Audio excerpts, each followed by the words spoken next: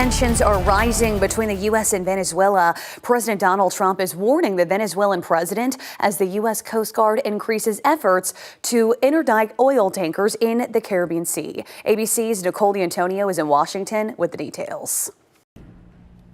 This morning, President Trump ramping up pressure on Venezuelan President Nicolas Maduro amid questions of whether the U.S. is pursuing regime change in the Latin American country. Ultimate goal in Venezuela to force Maduro from power?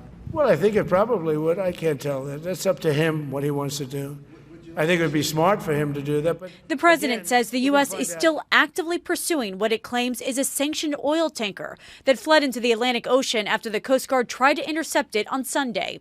It marks the third time in less than 2 weeks that the U.S. has targeted oil tankers they say are linked to Venezuela. The president was asked about his end goal. He could do whatever he wants. It's all right. Whatever he wants to do. If he wants to do something, if he plays tough, it'll be the last time he's ever able to play tough. On Monday, Maduro sent a letter to the United Nations calling the U.S. seizures of tankers acts of piracy and illegal acts of violence. The administration has accused Maduro of sending drugs to the U.S. and of stealing U.S. oil assets, but has not provided evidence. It comes as the president says he's prepared to build roughly 24 powerful battleships, a resurrected class of 1990s-era vessels named after himself. Trump says the goal is to build up to 25 battleships, in part to inspire fear in America's enemies all over the world.